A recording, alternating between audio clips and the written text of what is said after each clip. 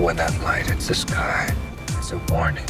I'm vengeance. If you are justice, please do not lie. You know, you really could be doing more for this city.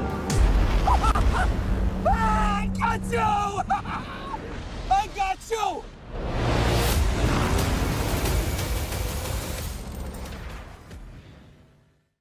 The signal has hit the sky. That's right, normies. It's time to talk about the one, the only, the Batman. Here on Normies Like Us with your hosts, Lieutenant Colin Gordon. I'm vengeance.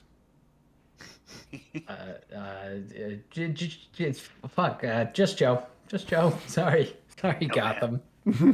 This is the Jacob blur. I gave you all the clues, Batman. I believe that one. He doesn't say that in the movie. The Jay Cobbler. That's right. Yeah. Indeed. We are talking about the Batman. We've talked about the Batman before on the podcast, kind of a general overview of his impact on pop culture. Go back and listen to that. But now we're talking about the Batman, as in the Matt Reeves Batman. Yeah. Batman. We've talked about people who have played Batman, the comic featuring Batman. And now, yes, as you just said, this is the Normies Like Us, and we're talking the Batman. Mm-hmm. And, you know, call this a black pot of coffee because we are brewed and we are brooding and everything is dark. We've got our red lighting going. Mm-hmm. We've got our Nirvana music. And we're recording at 4:30 a.m. Yeah. It's the only way to do it. But yeah, big movie came out, guys. I mean, before we get into it, it's going to be spoilers, I think, on The Batman. But, you know, before this came out, you know, were you looking forward to this? You know, what were your kind of predictions, you know, things like that going into it? Were you excited? Colin, how did you feel before going in the theater? I'm not our biggest Bat fan, but I was super excited. I like those Mean Monkey movies. I think Cloverfield is really underrated, so I like Matt Reeves, I guess it turns out. And this film had a weird, tumultuous inception, and I'm kind of very happy with what we got. I also want to add on to your question, though, Mike. Reminder to our Normie fans.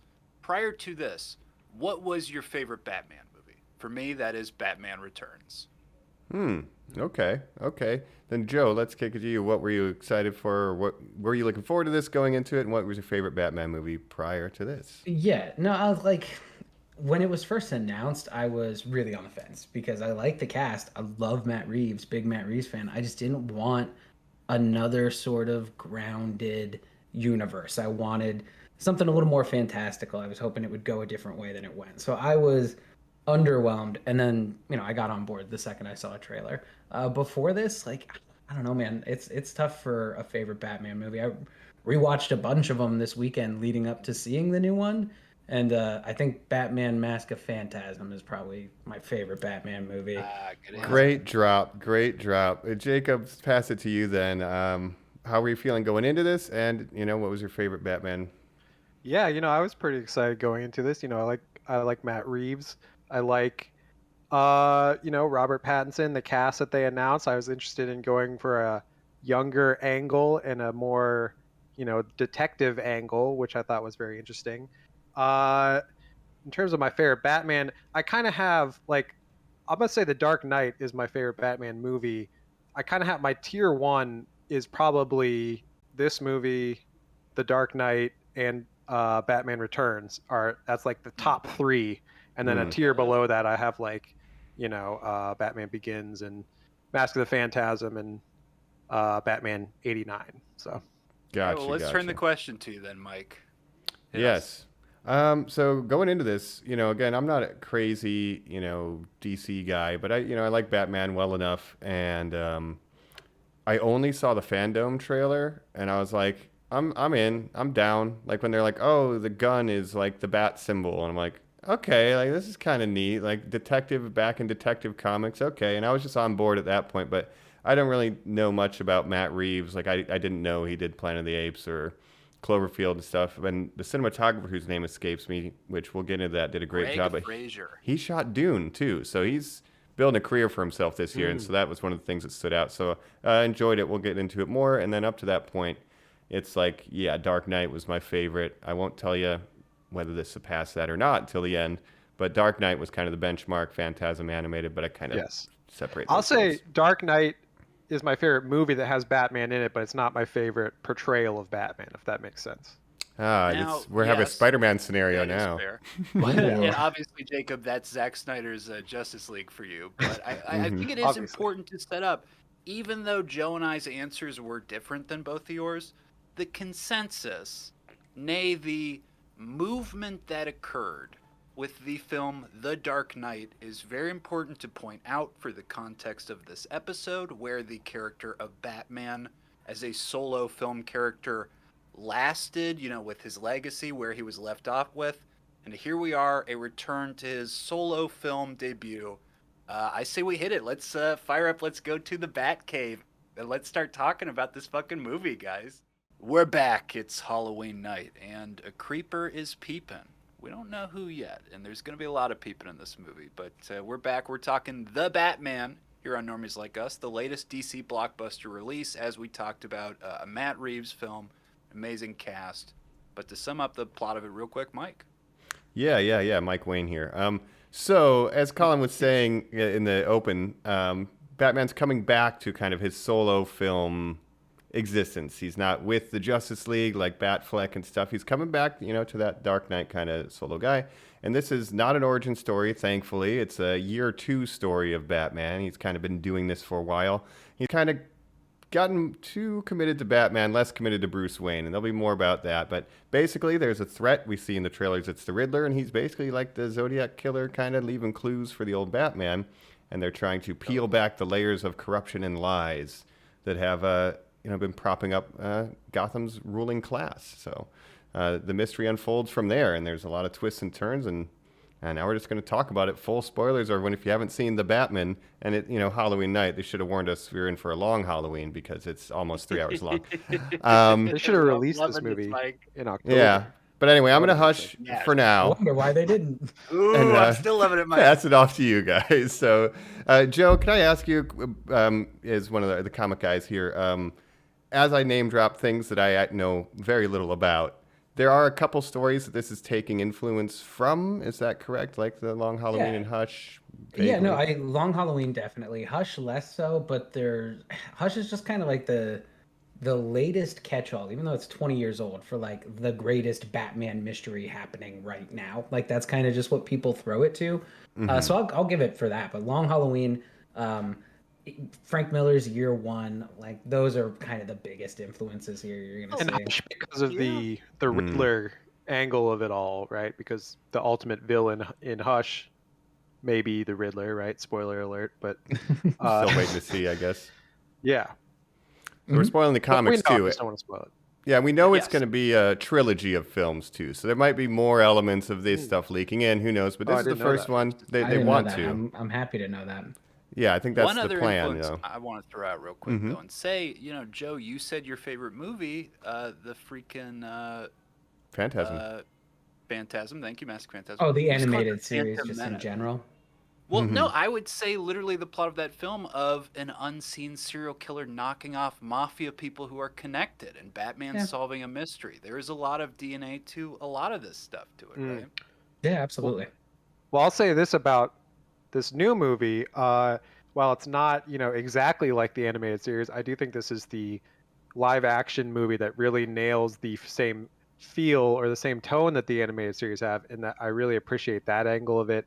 How Gotham was portrayed, I really like that angle of it. So, what do you guys think about this movie? Overall thoughts? We want to get into that, I guess. It's the only thing you can do, really. Yeah. I mean, yeah, the I like this pizza. movie. So Yeah. that's what we're here to review, right? The Alexa. pizza. No, go ahead, Joe. Yeah. No, I really enjoyed this movie. The more I think about it, the more I enjoyed it. I got out of it like 2 hours ago, and leaving it, I didn't feel the same way I feel now, even. So I think that's a good sign. To me, like, Colin, I'm glad you pointed out The Dark Knight, because that's like the obvious comparison everyone's gonna make here, and I think it just puts The Dark Knight down in every single category. I think it excels and is better at every single element. So I really enjoyed it. I really enjoyed every performance. I think it's 45 minutes too long, but other than that, man, I was here for the ride. I don't want to say it's better than. Okay, I really like this movie. I don't want to say it's better than The Dark Knight yet because of recency bias. Because I think The Dark Knight is a really good movie. I think this is a better Batman movie. This is why I like The Dark Knight, because what makes The Dark Knight so good is Heath Ledger as the Joker. So it's more of a Joker movie than a Batman movie. So from that angle, I do like this better as a Batman movie. But the Heath Ledger Joker performance just kind of puts Dark Knight over the top for me at this point. Yeah. I watched The Dark Knight last night because I figured that was going to be like the thing that we would be talking about the most here. And I think any movie with Joker automatically has like, oh well, we're only going to talk about the Joker. We're like, I think that like those like almost need to be put in a separate category for me. But like the detective work that we see in this universe, the things we see happen in this universe, make everything that happens in the Christopher Nolan movies look like an episode of Mythbusters to me. He's not actually solving any mysteries. He's just figuring out like, well, I want to get back in a plane. How do we do that? And like, let's go to the workshop with Mr. Lucius and he'll show us how. Like, you're not actually solving any mysteries. You're not doing anything. So I think this movie way more than this. This movie really nails certain things about Batman as a character that no other movie before now has nailed to this level. So I think this may be the greatest screen portrayal of Batman ever, right? Argument could definitely be so made. Far. While we're talking about villains, though, quickly, I do want to shout out. I think Paul Dano does a great job, and I'm a Paul Dano fan. Oakjaw, and so, I like Paul Dano a lot. Yeah.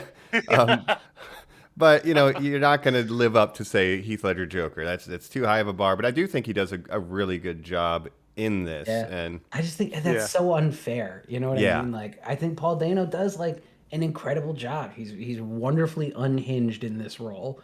But he's never gonna. You're never gonna live up to the Joker performances. Like, I don't know. I feel like those are always gonna be put in a category.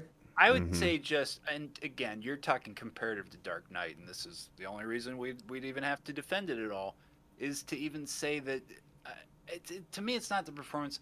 Nolan just knows something more about the sense and scope of blockbuster as entertainment to make a movie big and bombastic and to want to be viewed more for the audience that I think is just more enjoyable than this movie. But again, that's not taking into account quality or anything else, and is this the best Batman performance? It's the most. Yeah. He's the most recent. He's the least Bruce Wayne. He's the most Batman in this, and from that perspective, you're saying a blockbuster versus something more kind of maybe art house, right? Like, this is more akin to Joaquin Phoenix Joker. You know what I mean? It's a more filmic kind of look at the character, and that's why it has a little bit of a pacing issue. I'm with Joe. It's a little long, but it's shot beautifully. The score is incredible. The performances are so like grounded and understated. It's not like a big popcorn blockbuster. It's like a serious look at this character, and I really appreciate that they took the risk on it, and it does kind of feel like it goes hand in hand with that Joker movie. They're separate universes, but they kind of serve that purpose of let's take a serious look at this character and treat it like an art house film, and I really like that. I agree, Mike. And with that Joker film, so we've made so many superhero comic book movies at this point that now to do new takes on things, basically filmmakers are making sort of pastiches of other movies that have been made. So like the Joker was a pastiche of Martin Scorsese, Taxi Driver, King of Comedy, those movies. As much as that was a pastiche of that, this movie is sort of a pastiche of David Fincher movies, Seven and Zodiac, right? So there's a lot of visual references to that, a lot of the same story beats. So, Seven, I think, is a great film. If you haven't seen Seven, you'd be like, wow, these are really cool, like original things. But if you've seen Seven, then you're like, oh, I've seen that before in possibly a better movie, Seven. Just like, if you see the Joker, you'd be like, oh, well, Taxi Driver is a better movie than the Joker, but I still like the Joker, So, so I do like that angle for a comic book movie, though, and I don't think it's a worse movie that it's kind of doing that. What film would you choose for your Batman movie, Jacob? No, I think this is a great angle to do. Ghostbusters. It's like if you wanted to see a serial killer thriller, a David Fincher-esque thriller, but instead of like the main character being like a detective or like a regular person, it's like an emo boy that dresses as a bat. Yes, and let me just say, because a lot is being made of that, and I agree, and it is the take Matt Reeves has. I'm kind of, just if we're again giving our personal opinions, kind of lukewarm on this movie. But the reason for that is the things that Matt Reeves seems very interested in, not necessarily answering for you or delivering to you as an audience as much as sort of just like getting your reaction, are things like, what if I placed him next to the police? What would you think about a guy dressed as a bat next to the police? What would their reaction be? What would your reaction be to their reaction? Isn't that interesting? Can I get you on their side by the end that it makes sense? And I think it does, because it answers the question in the same way of like, why did the police hire Sherlock Holmes, the eccentric genius, who comes in and like tells everyone to be quiet and is high on like heroin or like cocaine or something, and like playing the violin and being like, you can only use me? That makes as much sense as like me going next door dressed as a bat and like asking my neighbors if they need help. You know what I mean? Like, and he pulls that off. Yeah.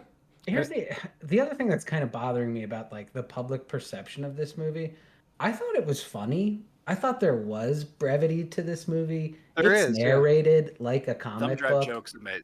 Yeah, it feels like a comic book to me, and everyone's like, it's too dark, it's too edgy, and it's like, I don't know, it did not read that way to me. Like when I hear those critiques, I think like Suicide Squad 2017. You know what I mean? Right. Like, I don't think this. I agree with you, Joe, because there is humor in this, but it's not the Marvel style, like super quippy humor. So that's why I think people are kind of overlooking that angle of it, because so many movies these days have that same style of comedy. And I'm not against that style of comedy. I think it can work, and a lot of times I like it. But this is a more like, the comedy is like derived from the like plot. It's not, they're not referencing, it's not a million, it's not like the Community style or the Joss Whedon style, something like that. So it's not quippy.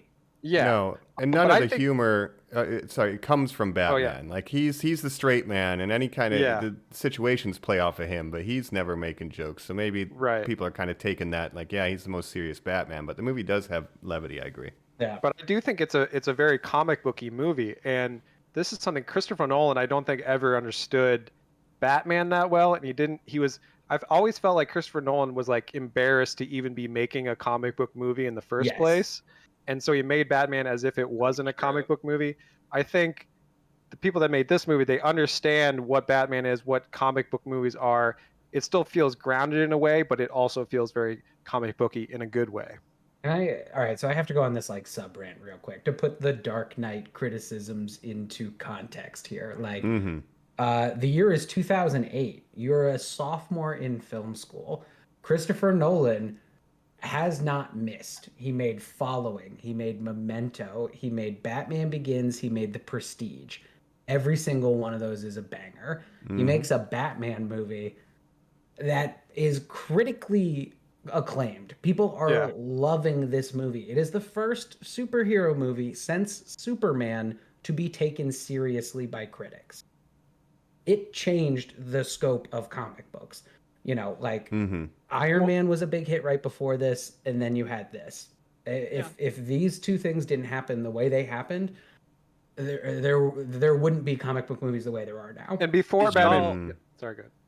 Well, I was going to say, did y'all's parents do this? My dad would read me the newspaper of the weeks that Dark Knight was destroying things at the box office. He would go, it's week 4, it's still number 1, and I'd go, wow, The Mummy, Tomb of the Dragon Emperor couldn't pull it off that week. And you go, masterpiece.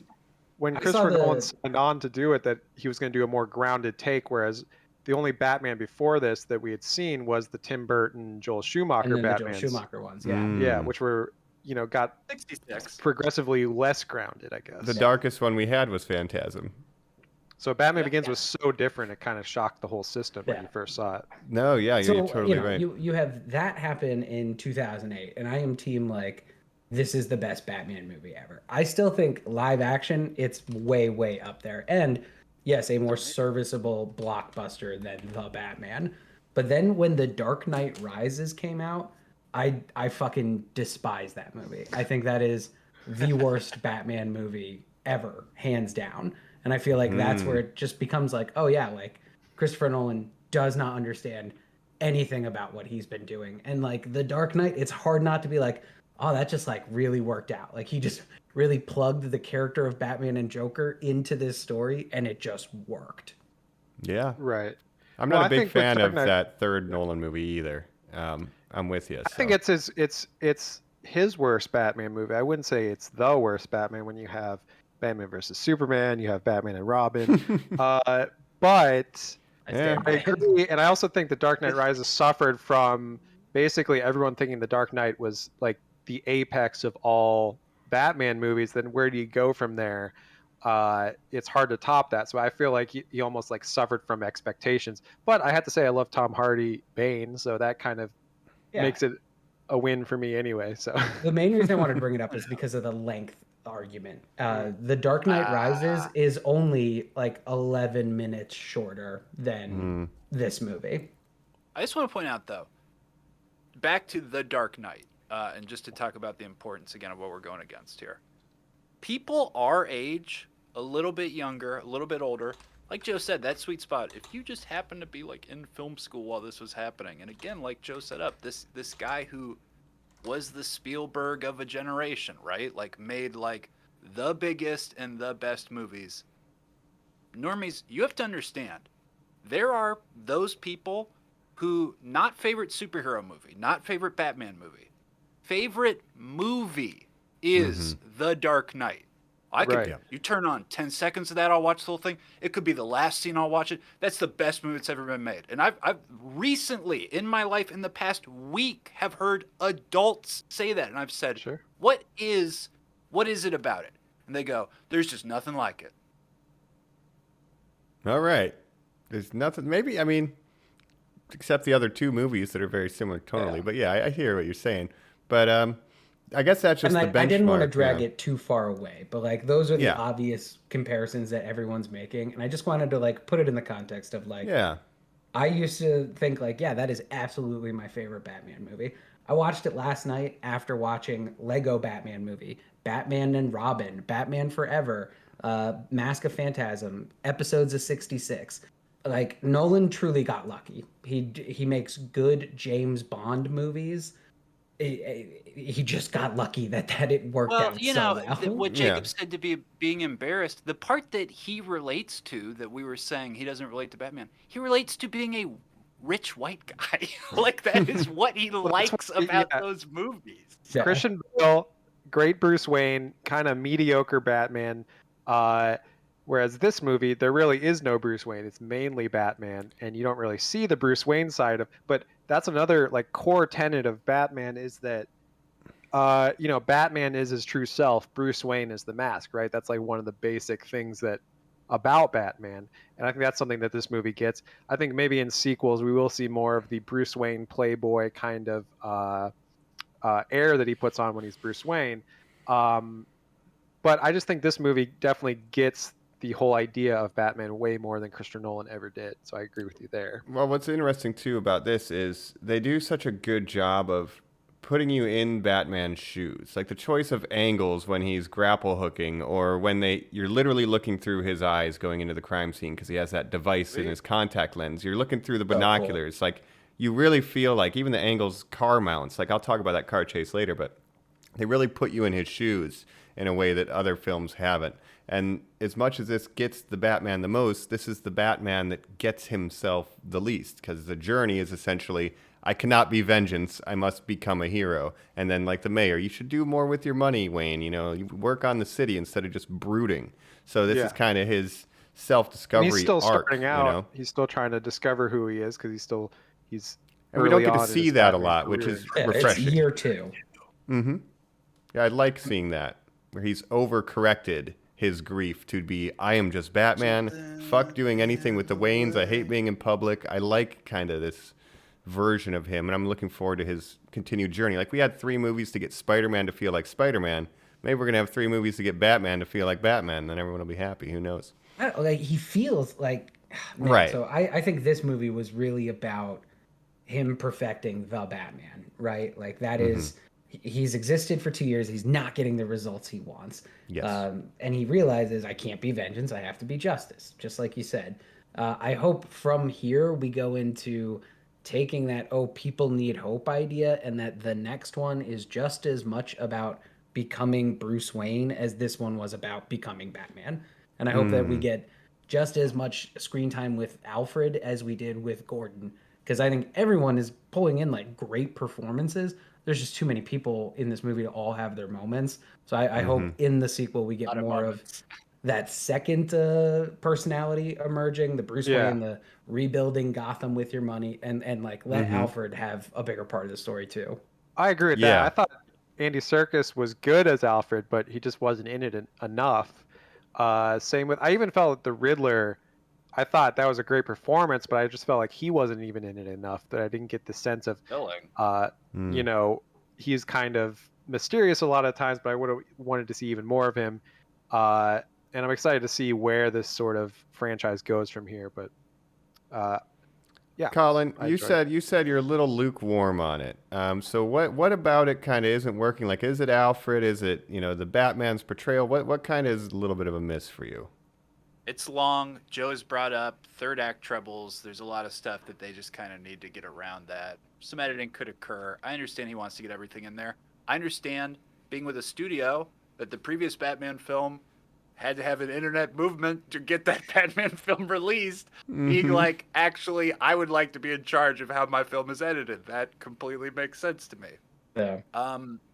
There is stupendous writing in this film. Okay, and this is going to answer your question, what I don't like about it, I swear, Mike. Okay. That is this wonderful dichotomy that he finds of Bruce Wayne versus Edward Nashton, the Riddler, of their parallel lives, right? 2 orphans, one the world cared about, one didn't. Filmmaking technique-wise, both these people are peepers. There are times where we don't know which one of them is looking through binoculars. The end to this film is that the only person who realizes how connected and how together they should be is the Riddler, when he is laying out, you're an instrument, that we together are the ultimate portrayal of justice, right? It's this woven dichotomy at every level throughout. What I hate about that is it's wonderful writing, but it embraces that trope of the villain has to be the mere opposite thing that all the We're Marvel not so villains different, you do and as I. well. You actually, why aren't we working together, Mike? Because when you and I totally get it. It's the easiest card in the deck to play, even if it's the best looking card I've ever seen. well, I like There's how a lot of stuff like that. in the end, the Riddler basically thinks he's working with Batman the whole time. Like, he's convinced in his mind that he is working with Batman, and then you guys are making it sound better than it is. That's not the ending of the movie. That's where the movie should have ended. That is the correct ending of the movie. There's another 45 That's the beginning of our third act, Yeah, that's the beginning of the third act with the whole I'm gonna flood the city. Like, you don't need it. The whole, like, he learns the lesson right there when Riddler's like, we're doing this together. We're working together. We're vengeance, right? Oh, no, Obviously, shit. I blew it's it. been us. Yeah, I agree. This movie did have like structural problems. Like, it's too long. It doesn't have like a 3-act structure. And I thought even it felt a lot of the you can hack off the last hour, and it's a it real still Snyder works. Cut issue. Yeah. And I thought, you know, if you're gonna make 3-hour movies the norm these days, you should put intermissions in your movies so that I can, you know, go to the bathroom, do whatever I need to do, because I'm always running. You should let him This release at home. episode breaks. Make it a show. Yeah. Oh, yeah. It could have been. I even felt like, it could have been a mini series or something like that. Obviously, you want Batman on the big screen, but it felt, the way it was shot or the way it was paced, it almost felt like a mini series or something. Guys, I'll tell you, I went to our Cinemark, like the Cinemark we used to go to all together. a terrible viewing experience. Like, Really? I wish I could have watched it at home. Like, the sound system, I was really looking forward to that Batmobile chase. I feel like I could have made it louder at my house. Aw, that's a Oh, bummer. yeah, Colin and I, we went to that Cinemark. We were in a smaller theater because I was looking at seat availability. So we were in the basement where they have the smaller screens, and I was a little disappointed because it wasn't a huge screen. It was sort of like a, a mid-sized, almost like a big Yeah. screen TV. But I Mm. thought the sound was really good where we were. It's Like funny, when we you- had a big screen up top, terrible sound Yeah. system. Small Like, screen basement, good sound. See, I watch you it in were- my a traditional car method. engine. I Yeah. watch it with my I read the standard subtitles. Korean subtitles. Yep, they're great. And 100%. Yeah, what very would the in word Korean. for Batman be? It's just phonetically Batman, right? Batman, yeah, two-syllable But I think thing. Yeah. also with the structure of this movie, I felt like it's using a lot of the tropes of the David Fincher Seven thriller, but the mystery in this movie isn't really that mysterious. It's kind of the typical like, oh, the DA and the police chief, they're all dirty, they're all working for the mob. There's and then really no shocks. And Joe, Yeah. I'll even just throw it to you as a Batman fan and say the ultimate reveal, of course, in this film is the Waynes aren't as clean as you thought they were. And as a comic book fan, were you just like, yes, and?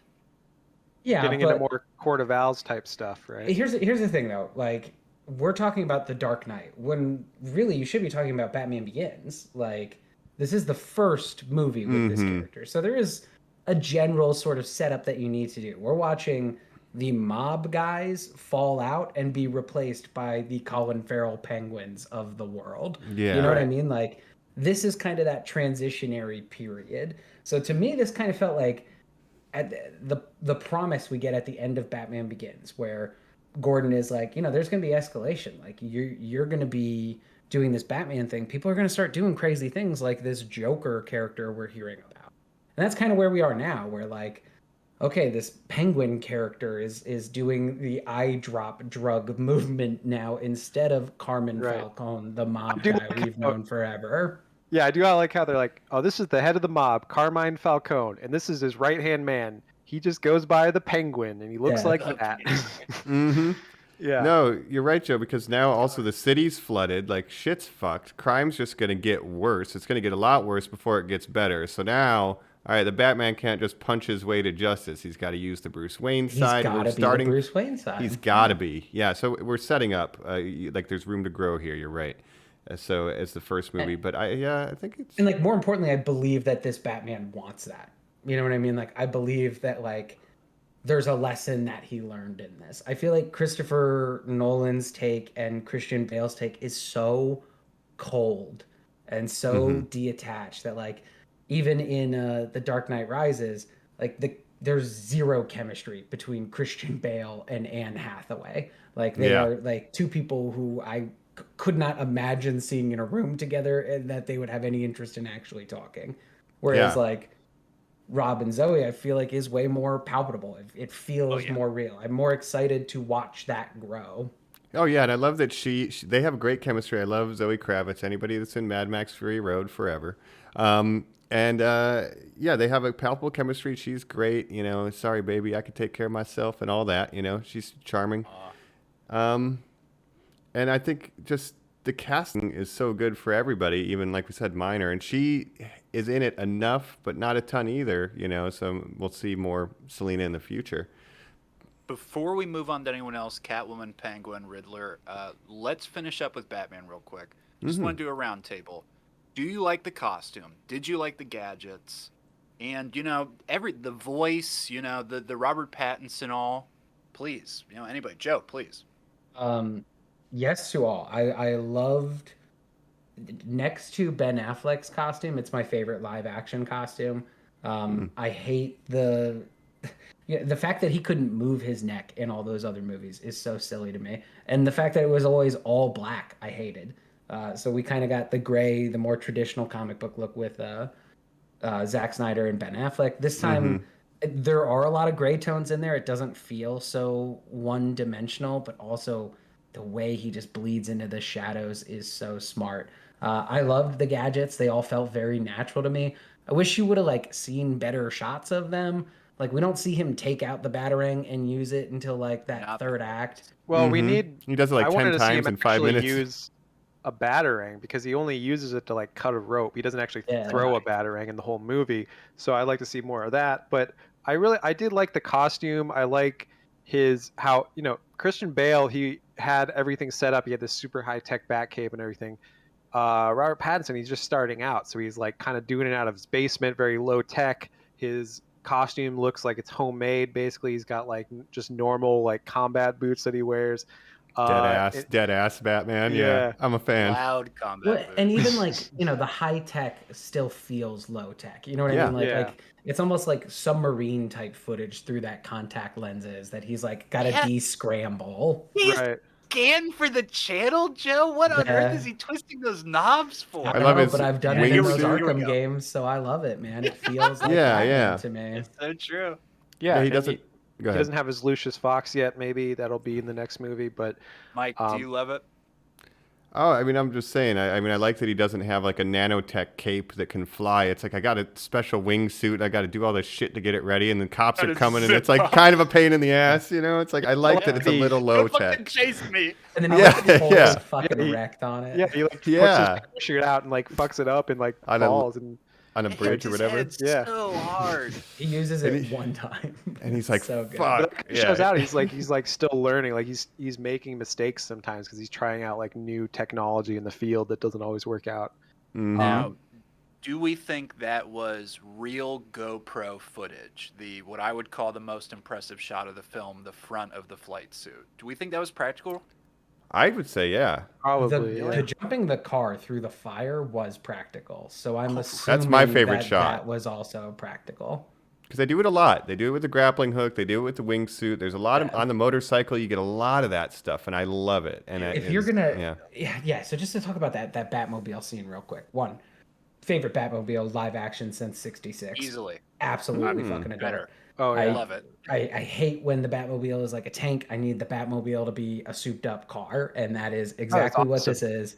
And another little like it beats the Dark Knight in every category to me. I'm sorry, in the Dark Knight they made a big deal about how they flipped over a semi truck practically. Like that's what they did. They really flipped that semi truck. They really jumped that fucking hot rod through a pit of fire for no reason. Like that could have easily been CGI. It and looked smash so it into the cool. camera car. Like in the same shot. Incredible. Yeah. When he starts up the engine on that car, and sorry the sound wasn't working for you that well, Joe, but I was for me, so it was- mad. I was so mad yeah, because I was it looking forward awesome. to that so much. The engine burns red and like it's going to breathe fire at you the whole time it's on. You're just like, It's a "What is monster this in the shadows. The way the Batmobile, the Riddler, and the Batman all blend into shadows when they want to is so fucking cool. Yeah, and on that note of that car chase, because man, Mad Max Fury Road, one of my favorite movies. This is like since that probably the best car chase I've ever seen put to film since that came out. And like if they do another one of those and the cinematographer Fury Road retires, get this guy. I would like to see what he does. Beyond Bullet, like the classic film, I can't think of another car chase, Mike, that has cars in a busy, occupied area. The fact that the protagonist and antagonist, Batman and the Penguin, had to consider all the cars around them and to script the action accordingly was stupendous. Yeah, I mean, The Matrix was did gonna it a put- little bit, but this I'm takes it to wondering, another level. you telling me nobody died as a result of that car chase They that did. Batman was directly responsible for? They all had airbags. Exploded. They I love exploded. the way they handle his morality too. Like I get that that's funny. Probably someone probably did, but also he does not like shoot anyone in the face in the No, no. finale. You know what I mean? Like Well, like the He cars doesn't let exploded, Selena do but it. Like he ramps off of two cars that exploded, right? Like you telling me people didn't die in that? I would car have to accident? watch it back because maybe the Penguin caused the chain of events that led to those particular he explosions. did. He rammed into the side, but still. So Batman it's the didn't, like, Penguin's stop fault. to like Yeah. save anyone. Yeah, But yeah, I hear what you're saying. It might put an asterisk on his no kill blemish. But I love when he says things to Catwoman like, "You don't have to pay with him." Like he has to pay. It's like no, like don't do that. He's starting to learn, and I think that's great. Matt Reeves really understood the character. I mean, like there's Like beautiful, quiet moments of Bruce Wayne looking at a young orphan who just saw his dad die. Like those Doesn't say little a word. reflections. Like, Word. Well, one And thing I I like- wanted to. Sorry, go ahead. I'm just saying, you see the edge too. Like in the very beginning, even when he saves that guy in the subway from the clown mask guys, the clown makeup guys, the guy's like, "Don't hurt me." He doesn't say, "I'm not going to hurt you." He just looks at him, and the scene ends. Like he's just a he freak. doesn't say, "I'm here to save you." He's like, "No, I'm No here to answer, beat these yeah. guys' asses. I don't really care about saving you. I care about I'm vengeance." glad you brought right? that up. Learns it Yeah. from the end. I wanted to mention the beginning of this movie. I thought was one of the strongest parts, like the opening scenes. You see Gotham City, best live action Gotham. Shout outs to London I and think. Glasgow. Great it's location. so fucking good. It's so The funny best. that Christopher Nolan's Gotham was just like, I guess it's Chicago. I It's guess. just Chicago. Yeah. Nothing special. Interesting, but they really get Gotham. They really get, you see the crime everywhere, and then you see the bat signal, and like the criminals get like visibly scared just by seeing the bat signal. They think he's coming, He's out and there. just Ruling that by opening fear.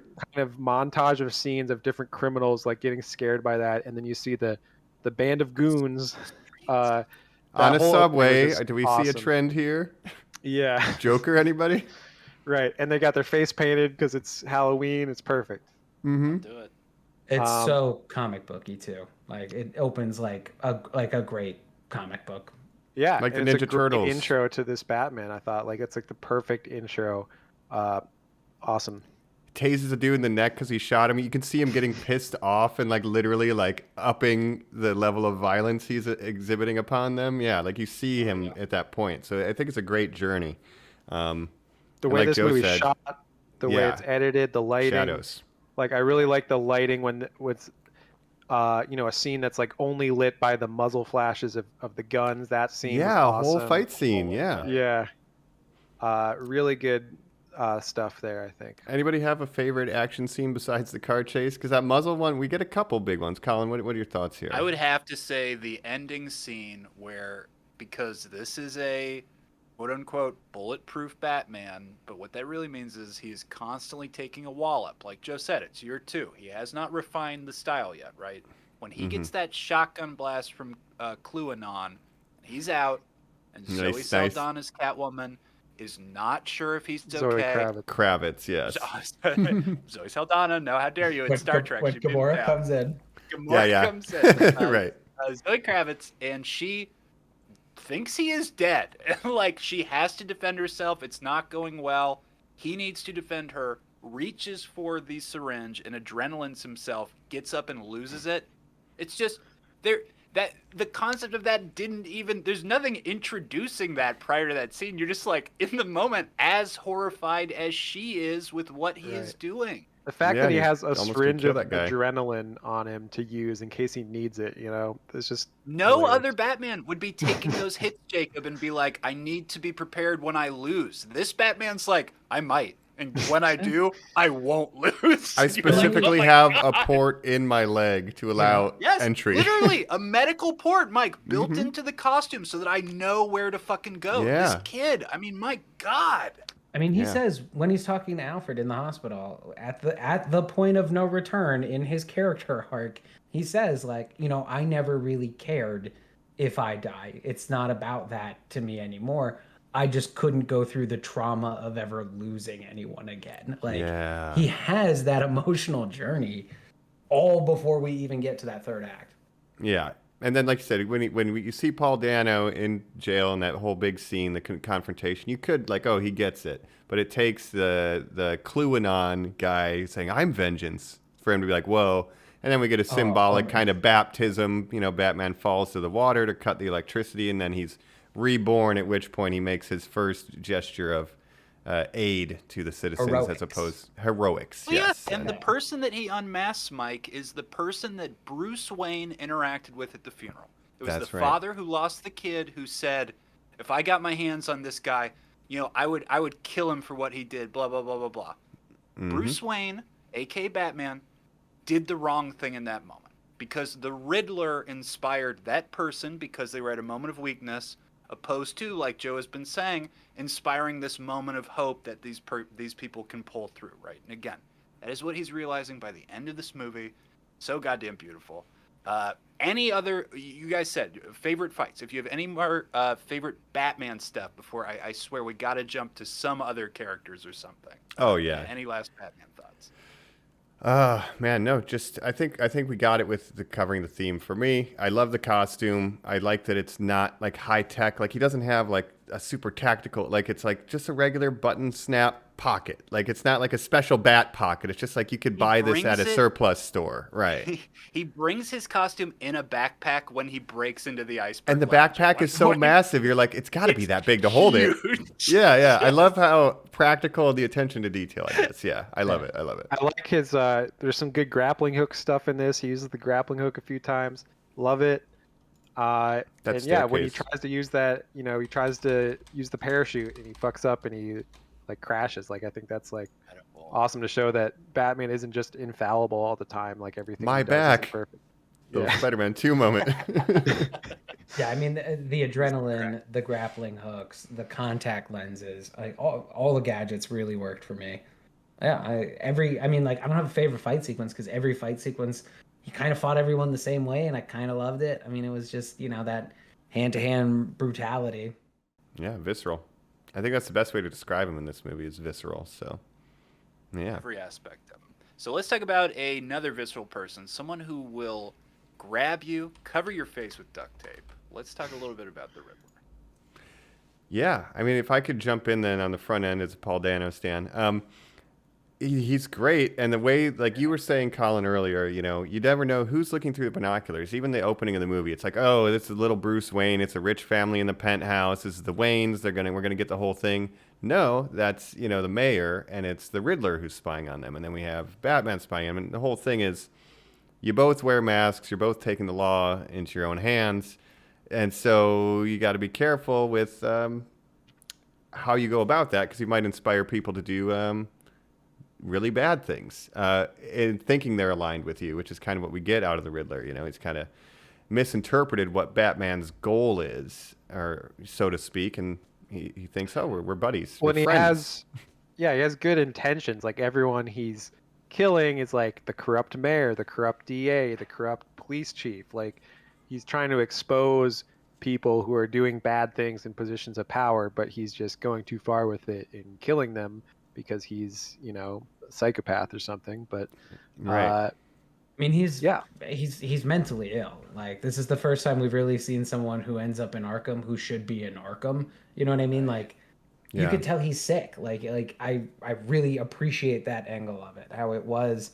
He was like beautifully unhinged in some of these scenes where he's just like screaming. The snap of it all is really, really scary and really well done. And you understand like where he's coming from because it all stems from the rejuvenation or whatever, the renewal fund. Sorry, Joe saw this most recently. Yeah, the renewal fund.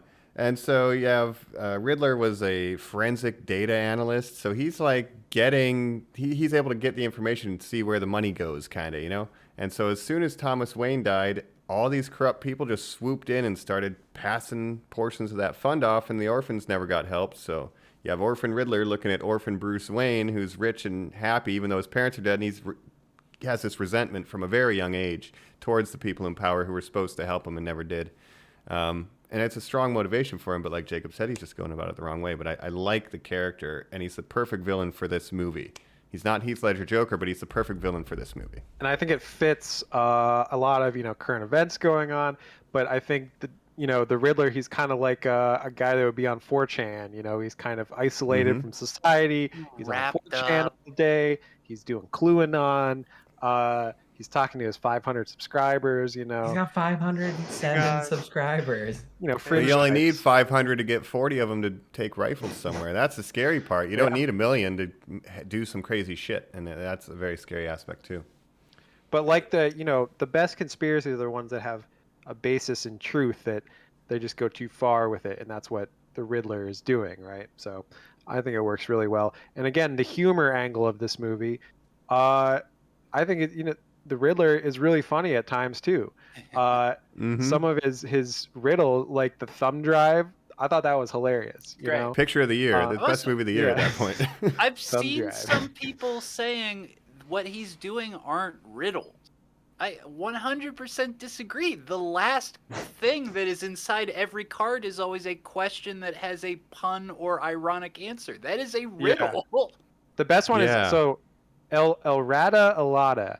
I didn't like. Oh, okay, they're like, what is a rat with wings? Immediately, I was That's like, a Jacob. bat. This is Yeah. what And you they're have like, to "No, understand. stool pigeon. I'm like, a Incredibly stool pigeon. well-written movie. Now, this exists in a universe, a parallel universe, where the first thing you think of when you hear rat with wings isn't a bat. Because, like you, I, of course, went out loud, a bat. And when Batman, the world's greatest detective, turns and goes, a stool pigeon, it's all for this and that, I'm like, oh, wow, A you might stool not be pigeon. good at this. Yeah. And they're like, you know what? A penguin also has wings. And Hold they're on, like, Falcone? Falcone. That's kind of like Falcon. Should we drive over there? You want to get in my car? Like, for parts of it, you're like, Falcons have okay, hold wings. on. Like, what's going on? Yes. But what I did like about that one is when they reveal like the twist of it not being proper Spanish and it should be la instead of L, and it's URL rata el rata URL. That's a really clever riddle inside the riddle, I thought. So I was like, that twist Yes, of it made it agreed. really interesting. Yes. Yeah, It all even- frustrated me, but yes. But why would Batman think he's the rat? Like, he wouldn't be like, ah, yes, Batman. You know what I mean?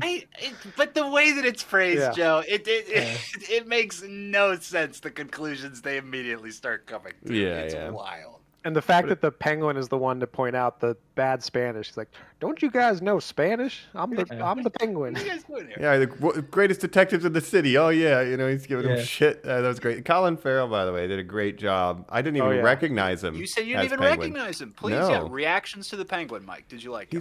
The voice is great when he thinks he escaped. I got you, you crazy guy. And then the car jumps. It's incredible. He's great. I'm looking forward to I seeing love him when they go forward. show him the pictures of like the dead bodies. Like, whoa, I don't want to see all that. Yeah, he's like, hey, what are you That's just shoving in my hilarious. face? Yeah. He The nailed that role. I Batman thought. and the Penguin have a conversation where the Batman needs information from the Penguin. This is a good Batman movie. Like that is, you know what I mean? Like that's how these relationships work. I love that we're watching the Penguin rise to power in the city, that it's just going to be acceptable for these people who have crazy nicknames and crazy looks to be characters in the city now. I love that they took the twins, which is typically two, young hot women that he has on his sides, and made them his dumb doormen. I didn't know was that. really That's cool. interesting. Again, I think it all feels like the animated series more than any live action movie has before. So it just nails that tone, and yeah. That I loved the 90s grunge iceberg lounge. I love the Penguin, man. Nice. How do you feel about Gordon? I really like Commissioner Gordon in this. Westworld, Jeffrey Wright. I think he's awesome in this. Like, 'cause he's getting shit from the other cops, and he really has it's so are we allowed to have Batman here? Everyone's like, is he allowed to be in here? And I like seeing that.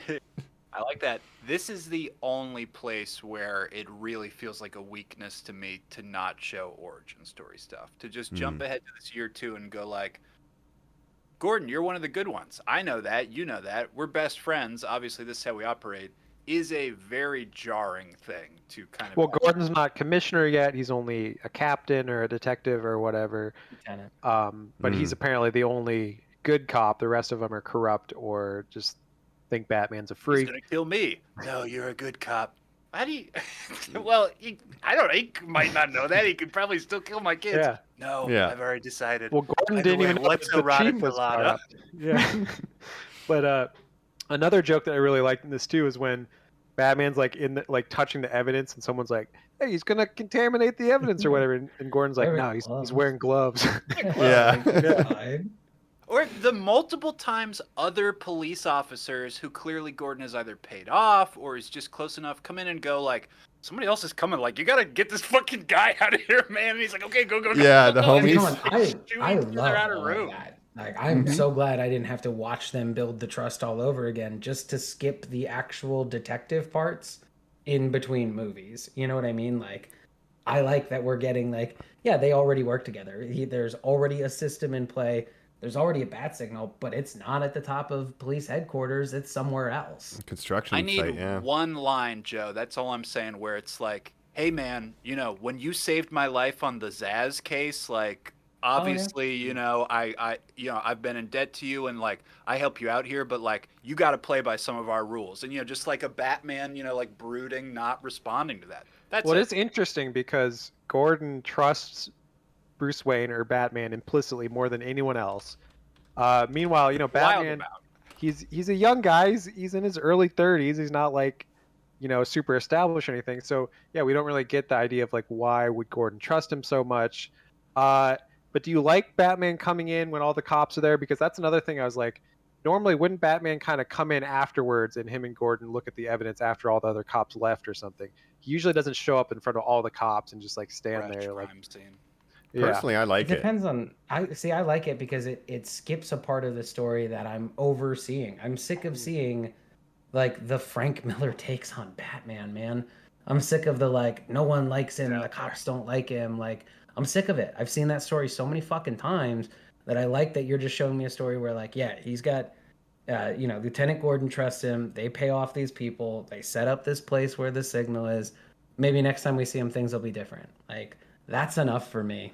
Yeah, and I like, you know, because it's not like all the cops are like, fuck Batman. There's like, but they're like, we have protocols, and I don't want to lose my job. Like, I know you like him, but like, am I going to lose my right. job? Like, they're more concerned about that. And you do see him go in, like, when he finds the final clue, he goes in after, and that one cop is there who saw Bruce Wayne. It's like, oh, Mr. Wayne, you know. He sees that guy, and he's like, hey, And what are he you gets a doing in little here? more And he just friendly to it. He warms up to him. You know what I mean? slowly, Like, yeah. At first, Batman just looks at him. Like, he just, I love how Batman just doesn't respond to he just people. doesn't say things. Yeah. No, like, I'm Yeah, going when he to the says evidence. he just mumbles quietly like. He lies still. What? are you He doing lies here? still. That was my That's the favorite little joke. answer. Doesn't answer him. The justice one is like, lies yeah, still. what is blind, poetic? It's like, oh, obviously justice. I like what's in my pocket, but that didn't make the final cut. Yeah, You know? Frodo of the Nine Fingers. Yeah, Hey, right. I would be a good Riddler. 'Cause Thumb I'm like, drive, this is dude. old. Yeah, Frodo of the Nine Fingers. Let's go. Mayor yeah, of the no. Nine Fingers is what we ended up with in this movie. Ew. I just think any other characters? We kind of talked Catwoman. I again, great casting. I'm looking forward to where it First goes. comic accurate Catwoman. I loved Best seeing Catwoman her. And she gets that Halle Berry throwback outfit for one fight. Wow. Yeah. I do think. I don't know that that's don't know about intentional. that. That's what I called it, the Halle Berry outfit when she goes back to the club. Personally, I felt That is the Frank Miller outfit ripped directly from year one. So. Okay. Oh, really? They did, yeah. That's the Cool. pump up shirt. I'll say. Yeah, I personally felt like while I liked the casting of both characters, I didn't think their chemistry was that great, and I felt like it was a little rushed their love kind of arc where Catwoman like basically just met Batman and then is immediately like in love with him and wants him to leave the city with her at the end. I'm glad you're saying that. Yes, I feel like she emotionally, and it's kind of set up because obviously she has daddy issues. Let me just go ahead and say that. And she has sort of like a men dependence, and she lost what is either her roommate or lover very recently, right? Definitely She's clearly lover. codependent. Yeah. But to say her, Jacob, because him, it is not love. I truly believe that like he just has like a voyeuristic fascination with her, and that it's just like something he like has repressed his entire life, sexual desires and stuff, and with her it is undeniable. I think the best Batman stories are all at their core about broken people who find each other and what they do when they find each other. And like they work really well to me. Yeah. The same way that him and Riddler do, the same way that like Heath Ledger and Christian Bale's Batman did, you know? Right. I She do like has a the thing angle about of strays. yeah, she has a thing for strays. We find out that her true father was Carmine Falcone, which is I don't think that's like a comic accurate thing, but I think it's an interesting angle to go with, right? No, it's from the comics. Oh, is And it? that's why she's working at the club to get close to him. You know. Yeah. Wow. Just a score to you. Right? I think there was I saw on YouTube, I was watching some reviews, and this guy read the book. There's a book that's like a prequel to this. It's supposedly canon. And in that, like, Bruce Wayne is like, oh, yeah, like, I was never really, like, good with girls and shit. Like, he just kind of, like, it wasn't, like, his focus. But he would travel around the world going to schools And every time he went to a different country, he'd like do a martial art. So like he's always been focused on the Batman thing, but not so much on the relationship thing. So then when she's got a thing for strays, maybe he's like, oh damn, you know what? I kind of like that little smoochy. I think I need to lean into this. You know, he never God, this girl's he never so opened hot. himself up. And they have aligned goals somewhat. You know, there's like someone who could get me. So I mean, he's I get also it. like he tells Alfred straight up, like, how many times does he look at Alfred and say, "You are not my father. Like we do not have Yeah. any relation. You are not important to me." And then he has that breakdown of like, I could not face the trauma of losing anyone. It's the same reason he's not immediately letting Catwoman in, even if there is like some electricity between them. What is he gonna get close to someone again? That's a mistake. Catwoman no also way. at one point tells Batman to check his white privilege, right? Which I thought was Well, Yeah. a great angle she too. says all these old white guys in power. Who gives a shit about them? And I was like, Yep. you're right.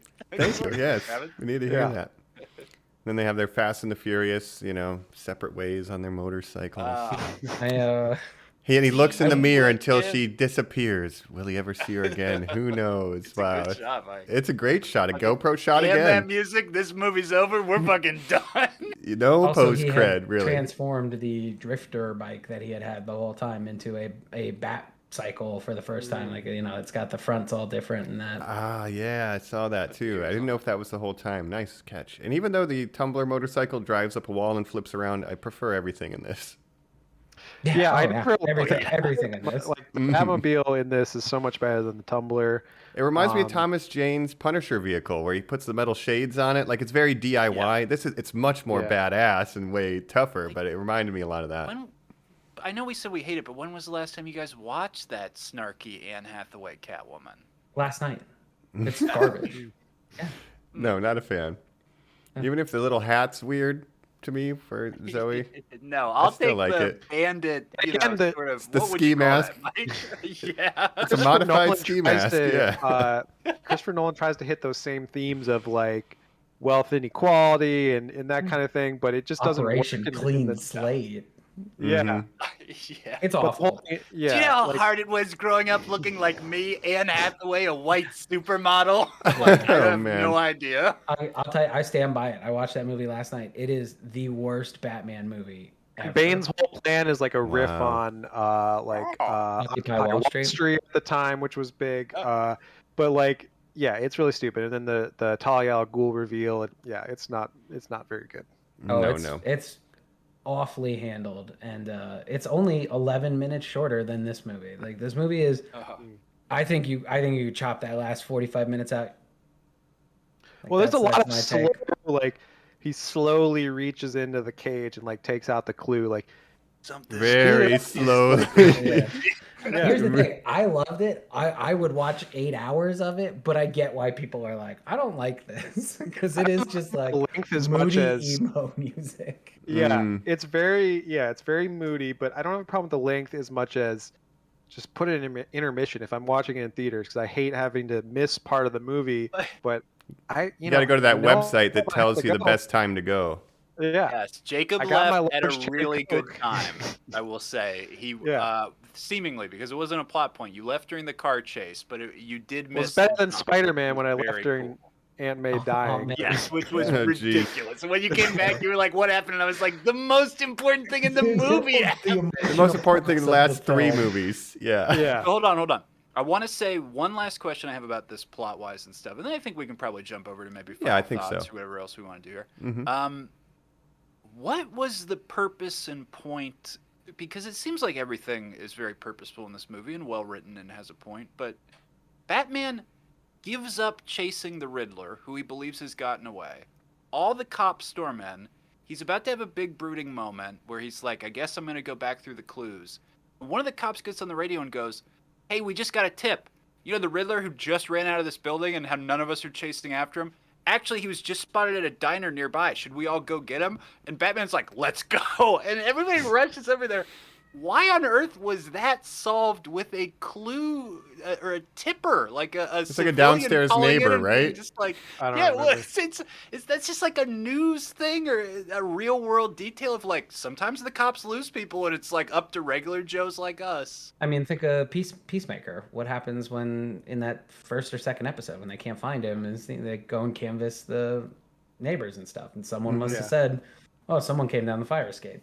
Yeah. That scene when Riddler kind You of turns don't himself need in. it, but like it does make sense. But you It works for Jack absolutely do Bauer all not the need time. it. It seemed like a very weird thing to hit the brakes for literally 30 seconds just to be like, Yeah. actually, the chase isn't done because we caught him. It's just off screen. And you're like, is this a Yeah. COVID thing? Like, literally, I could not wrap my mind around it. Where I was like, did you just cut out like the scene in between?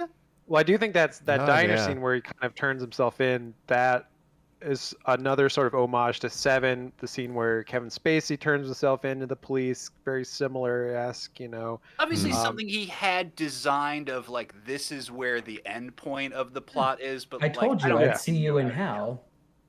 Mm-hmm. And then No, we're going no, to but I talk mean about our even great Matt plan. Reeves just being Oh, like, yeah, yeah. you know, Right. like storyline wise, like, and then the Riddler turns himself in. Can you? The audience is gonna go wild, but you're like, well, but like, That happens how a did lot. we get I mean, here? that's kind of a trope, is There's- the villain being caught on purpose has been a Yes. trope of superhero movies. Like, Nightfall. the Joker did it in The Dark Knight, Mm-hmm. Loki did it in Avengers, but that's okay. Everybody does it all the time. Yeah. What I want to ask you about the cameo at the end, right? What did you guys think Right. about that? Oh, Little that's good cameo. to touch on, yeah. Yeah. Joe? I didn't need it. Yeah. Agreed. Didn't need it. I didn't need it. You're kind of locking yourself into like that's your version of the Joker in this universe, I guess. Like Barry Keoghan, whatever. his Whether he name is. wants to use it or not. I think thematically it makes sense because it's about the two characters that have been on the same path who need to make a choice at the end of the movie. Batman needs to make the choice to befriend the good side of himself. Riddler just unfortunately makes the bad choice to continue to fall to bad influences, right? Yeah. I don't mean, I guess know. it also does set up the war of jokes and riddles, which I really appreciate. I just don't need it. I don't need another Joker, man. Like, Could you? I just don't need it introduced in this movie. What I thought was way more fucking interesting is that in the, the Waynes are a little dirtier than you think. Edward Elliot is Thomas Elliot's father, who is Hush in the comics. Oh, so okay. that to me is way more interesting. The idea that there is someone from He's a Bruce's reporter, right? past, Thomas Elliot. In the comics, he's like a surgeon. Like I don't, like some of the details were a little different there. But Thomas Elliot or Edward Elliot, the last name Elliot, is Hush, and like that's way more interesting to me. Court of Owls is a much more interesting direction. Like I just don't. I get that it's the Joker and you got to do it, but I wish you didn't. This is my question to you guys. With wrapping things up, what would you like to see going forward with this franchise? What would you like to see in the next movie? You mentioned Court of Owls. That's a very that's a newer Batman story where it involves the Wayne family a lot and kind of the old money in Gotham, so they could really go that route the next for the sequel. What do you guys think?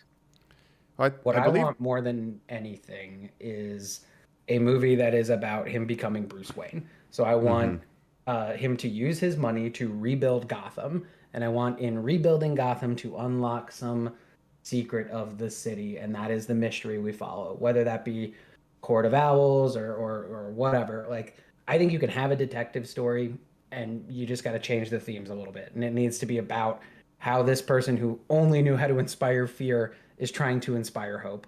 And I want just as much Alfred as we had Gordon in this, and I want to shift the focus to being more in the light than in the dark. And I want to end with a Robin. Would you like to see any villains that maybe lesser villains that haven't been seen in live action yet, or someone from his stable that hasn't really been highlighted in the movies prior, or anything like that? I don't want to be the only one who answers. Well, I got some. I'm just saying. Go ahead. There's been talk in the trades and stuff, take it with a grain of salt, that Matt Reeves has mentioned Court of Owls by name as something he's interested in doing. There's rumors that we're going to have, Penguin and 44 Below. Mr. Freeze might be coming. There's rumors of this stuff could be happening. Again, grain of salt. I didn't fact check, but I've seen headlines and clickbait. It could be all bullshit. I will There's say rumors of an Arkham spinoff. An Arkham spinoff show, right? Penguin spinoff. There's gonna be a Penguin spinoff show that we already know about. So that Joker could just be a whole thing for the Arkham show. We have no idea. But for this, I agree with Joe. I want a movie about becoming Bruce Wayne.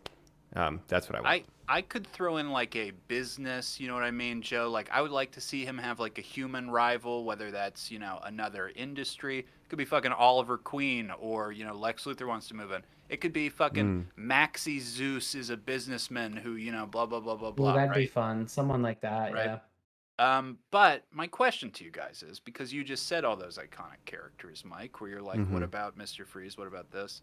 Yeah. So you guys think Killer Croc, Clayface, Mr. Freeze, those types of characters, Poison Ivy, can exist in this Matt Reeves Batman universe? Well, we haven't seen anyone with powers or anything super like a mutant or any It's we haven't almost seen anything following like in that the that tradition of universe. the We've got Nolan. a weird Zodiac serial killer guy. We've got a cat burglar, and we've got a guy who dresses like a bat. We haven't seen any And a fat superheroes, gangster. right?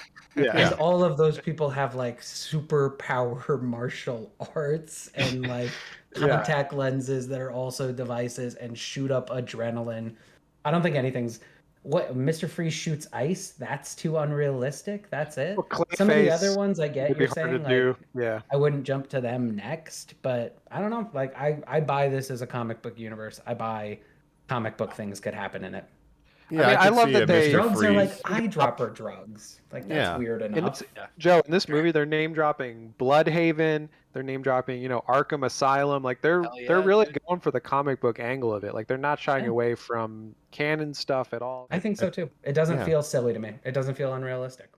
Time to turn off the bat light, head back to the bat cave, because we are wrapping up our final thoughts on Matt Reeves' 2022 Robert Pattinson starring epic The Batman. Here on Normies Like Us.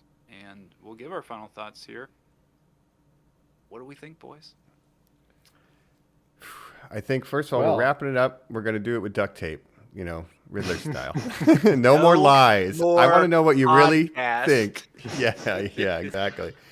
I think we're we- all pretty positive a- about it, right? More or less, yeah. It's not perfect. Again, pacing issue. Even when I walked out, my friend was like, "So what do you think?" I'm like, "I really liked it, but I do think it has the propensity to get a little boring." And I didn't want to use that. That feels like a no-no word for this movie that's so excellent. But I think there are pacing issues. Other than that, I think that's valid. Yeah. yeah. Other than that, incredible Yeah, it could have been cinematography, shorter. incredible Batman. There is a longer cut. There is a director's cut of this that has more with the Penguin. Who knows? But I would fan cut this down 45 minutes, like Joe said. That being said, favorite portrayal of Batman. This is my favorite Batman movie. I like it more than Dark Knight, and that's where we'll leave it. Yep.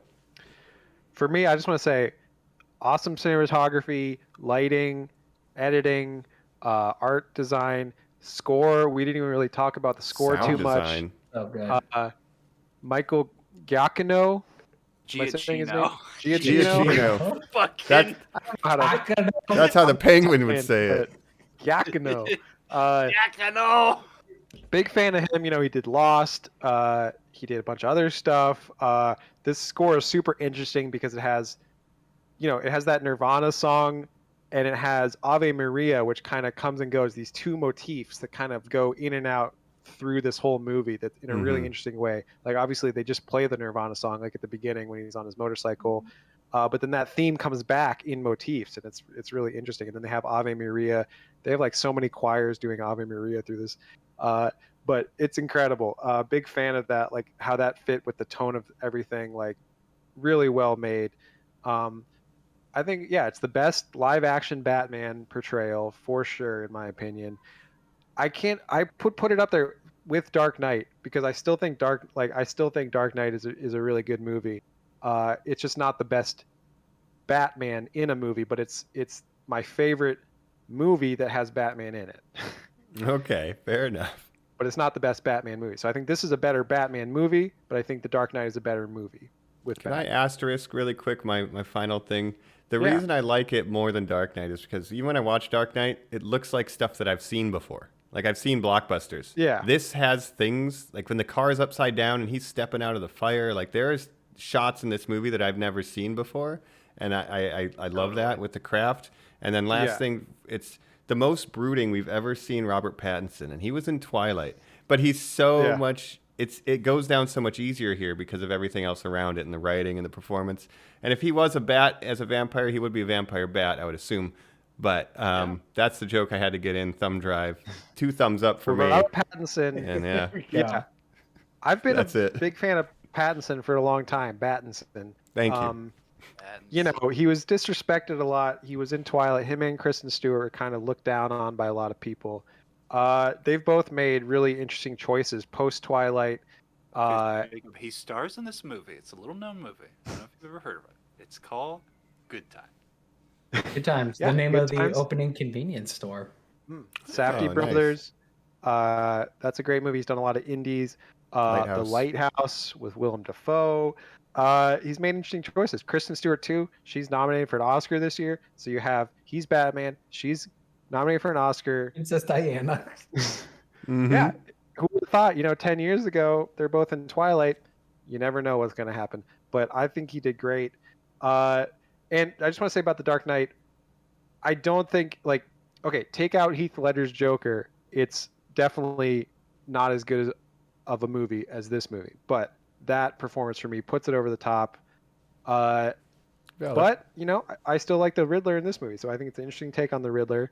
Kind of rambling final thoughts for me, but overall, well, these are all written in your diary that you fucking mailed to us in a code. Got Cobbler. thousands of these. the normies. And the ciphers are all butt jokes. It's really hard to understand. LeBron James. It's a butt. My final thoughts start with a complaint that I have just in general. There's a ton of Spider-Man movies. There's a ton of Batman movies. In your Batman movies, you get diversity. You don't really have that in your Spider-Man movies. Your Spider-Man movies are, with the exception of Into the Spider-Verse, all kind of the fucking same. Suits all kind of look the same. Characters are all kind of learning the same lesson. From Lego Batman to The Batman to Mask of Phantasm to The Dark Knight to Batman Returns to Batman and Robin. Wildly different. You get so many different takes on the characters that Batman movies to me are inherently a little harder to pick a favorite because they're just different, you know?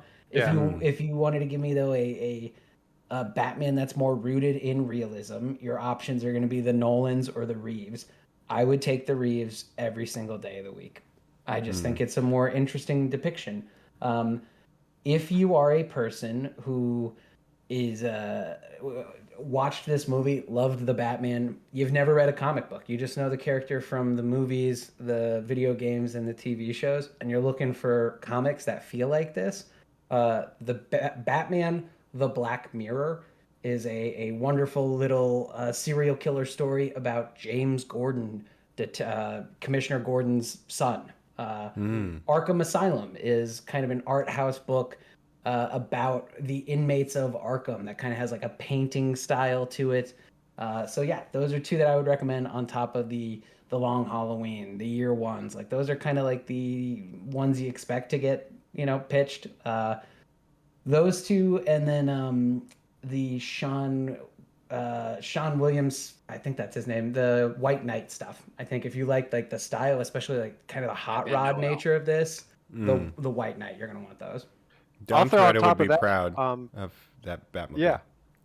On top of that, Joe, I'll say if you like the tone of this movie, you like the feel of this movie, you like the rainy streets of Gotham and the street cars and everything, check out 7 by David Fincher. It's a good movie if you haven't seen that it. goes into my final points here. So, The Dark Knight, is called a pastiche of Michael Mann's Heat.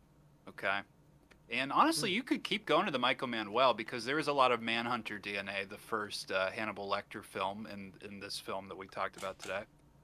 But Jacob, when I came home from our viewing of the Batman, I did a rare 10 o'clock Colin not going straight to bed and was so jazzed up from what we saw of I was so tired when I put got on home. next. I was so tired too. Remember, I was a little drunk. And I said, Dark Knight seems the most obvious.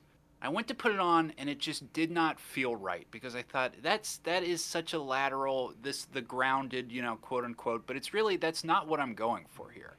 So then I said, Joe, I'll do the Frank Miller Batman animated Year One. I put that on for a couple minutes, but I really don't like that, and it's on HBO Max. That's really not one of my favorite animated ones.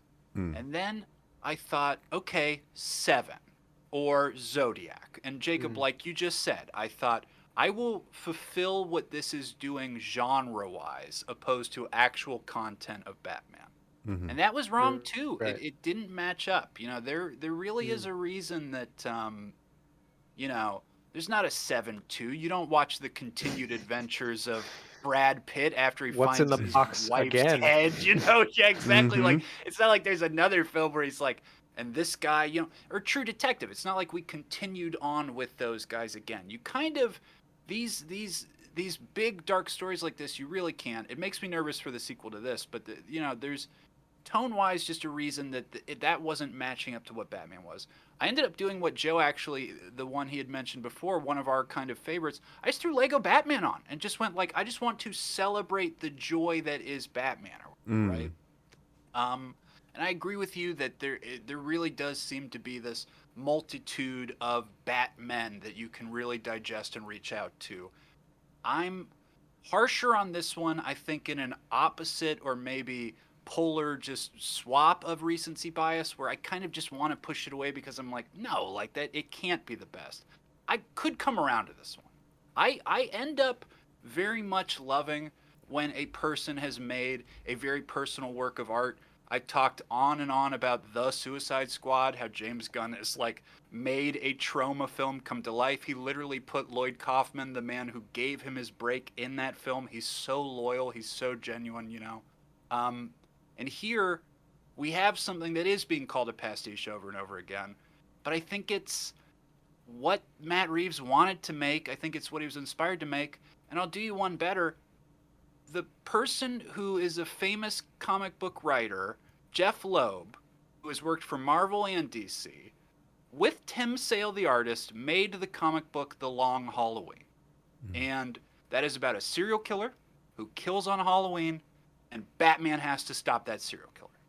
Sounds an awful lot like the movie we just saw.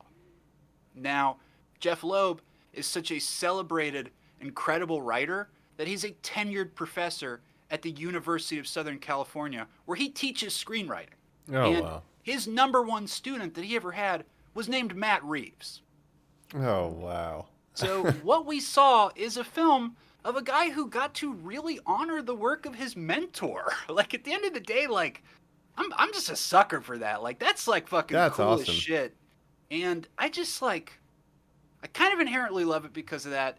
It's always gonna have some problems. I'm again very nervous to see what you could do with this, because I think if he doesn't do another like super intense detective story, people will be like, because I'm watching the box office for this one with like bated breath too, but people will be like, oh, that movie kind of failed, he had to adjust.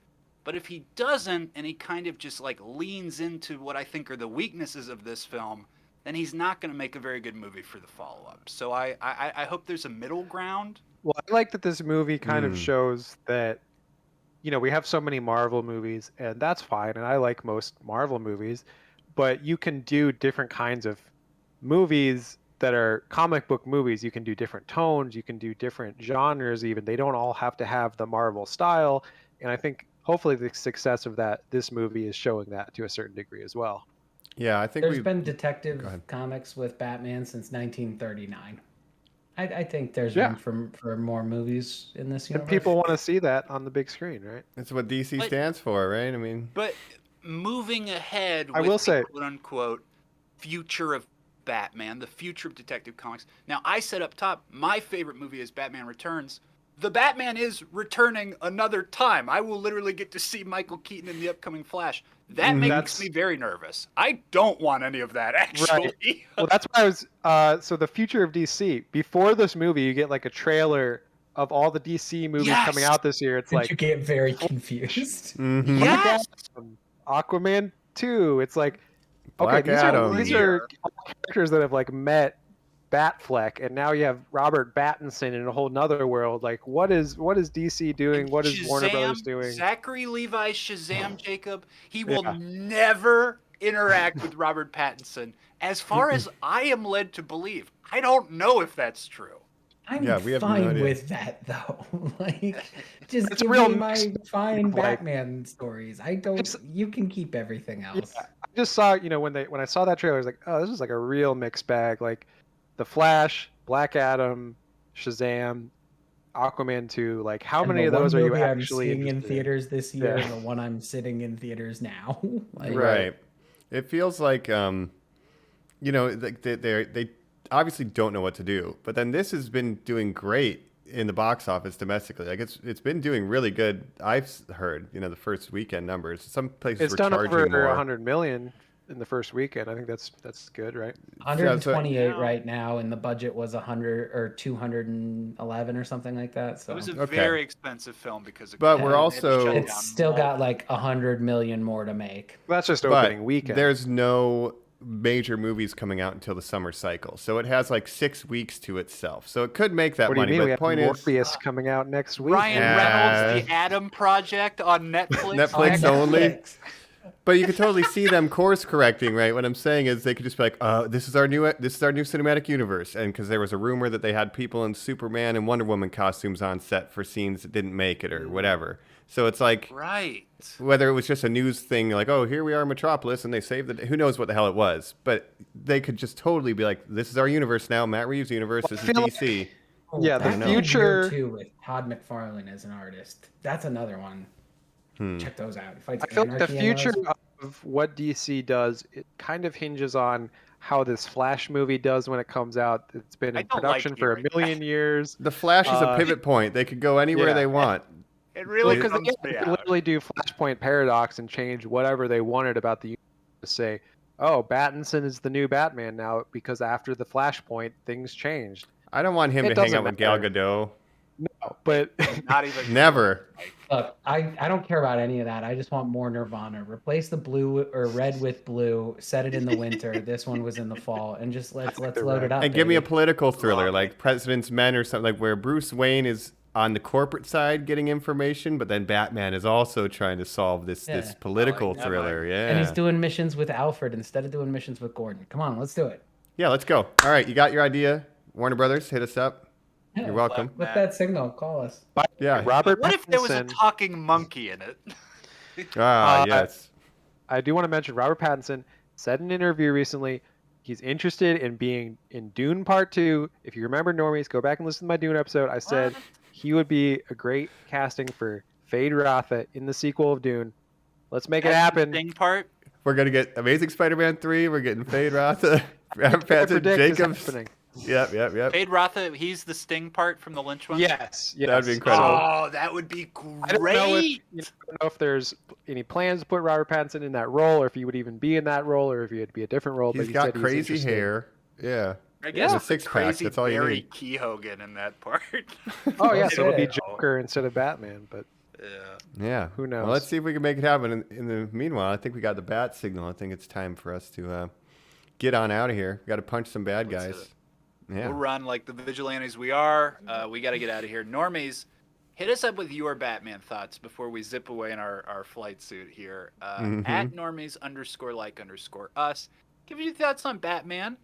We want to know if you've seen Seven. We want to know if this is your favorite Batman movie. Hit us up there. Follow us in the YouTube channel, of course. Like, subscribe, share, all that good stuff, please.